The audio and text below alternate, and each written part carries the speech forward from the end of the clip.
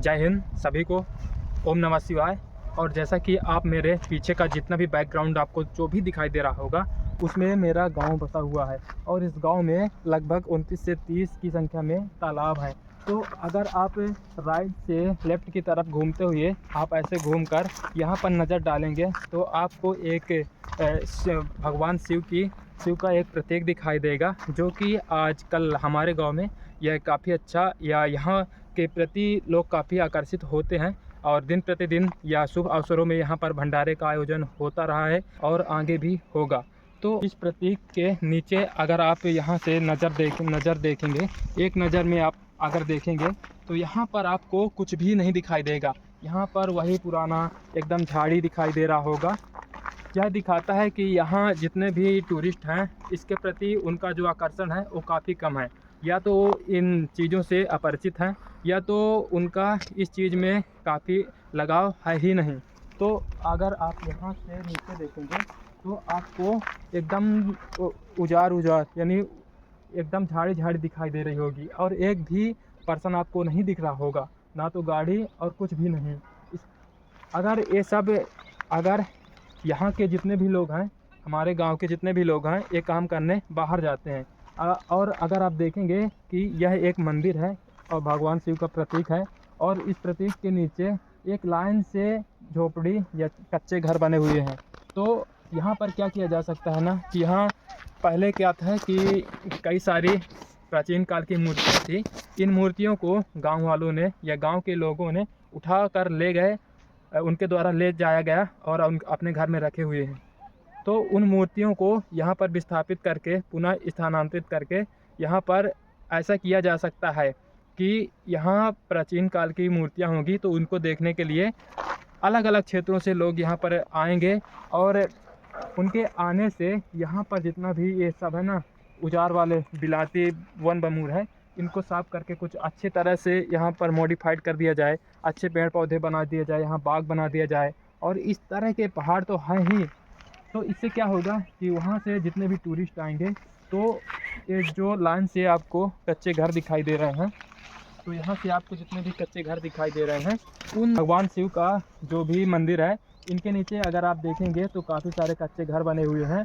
और उन कच्चे घर के ऊपर से शुरुआत से अगर आप देखेंगे तो यहाँ काफ़ी हरा भरा क्षेत्र, एक काफ़ी अच्छा पहाड़ आपको दिखाई देगा। यहाँ पर कई जो पर्यटक हैं वो आकर अपनी अपनी गतिविधियाँ कर सकते हैं, अपने मोबाइल में फ़ोटो या वीडियोग्राफी इस तरह के कृत्य कर सकते हैं।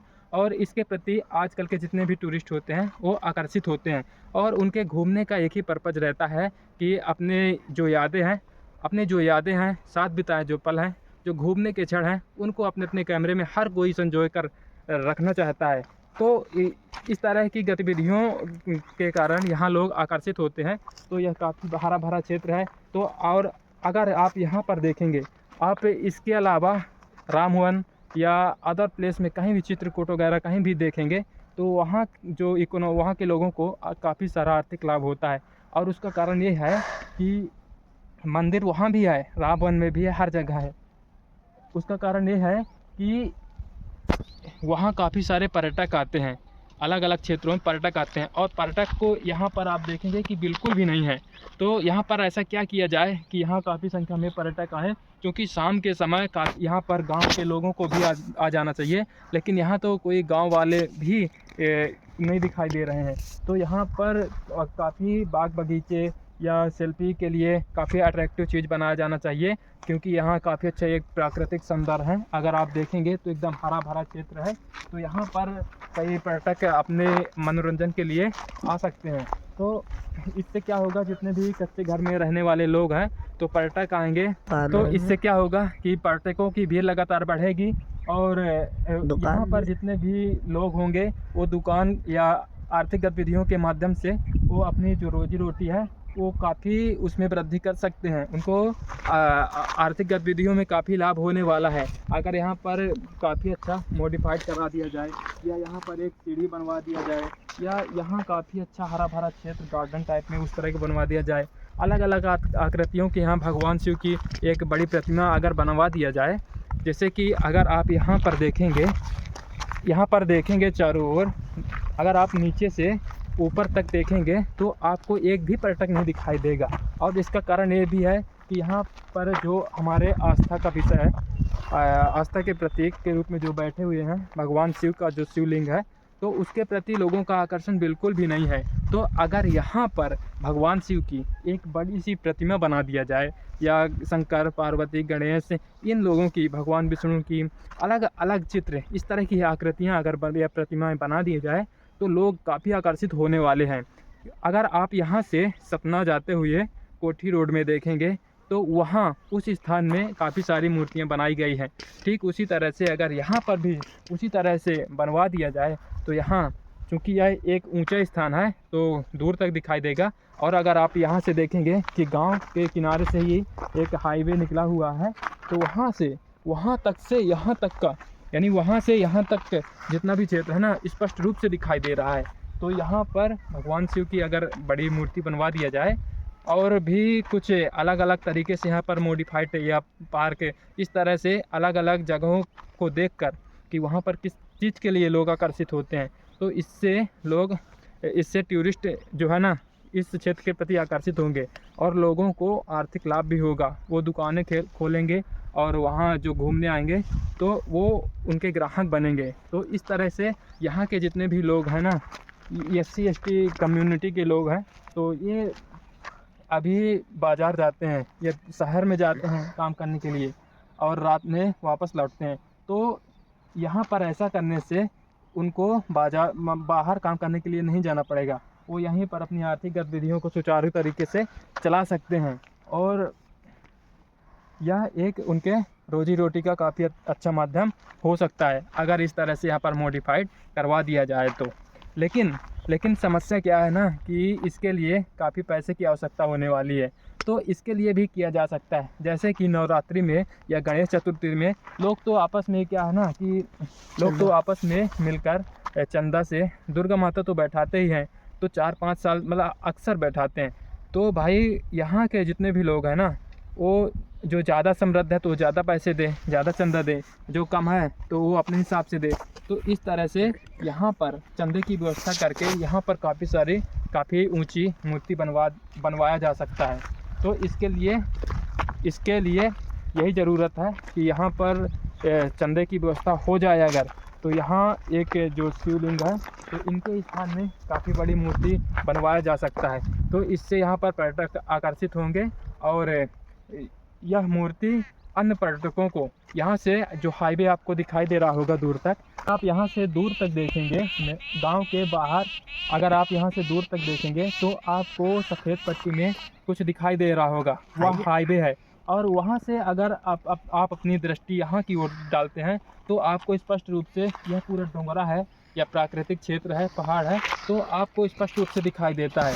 तो लेकिन फिर भी वो वहाँ से यहाँ तक का क्षेत्र तो दिखाई देता है, लेकिन यहाँ का जो चबूतरा है वो स्पष्ट रूप से नहीं दिखाई देता है। तो यहाँ पर अगर बड़ी सी मूर्ति बनवा दिया जाए भगवान शिव की या उनके साथ में अन्य देवी देवताओं की यहाँ पर मूर्ति बनवा दिया जाए तो लोगों को वहाँ से दिखाई देगा और इससे वो यहाँ के प्रति आकर्षित होंगे। और इससे क्या होगा कि यह एक प्रमुख आकर्षण, पर्यटन के आकर्षण का केंद्र होगा और वो यहाँ के प्रति आकर्षित होंगे और पूरे गांव की इकोनॉमी एकदम बहुत अच्छे तरीके से ग्रो करेगी।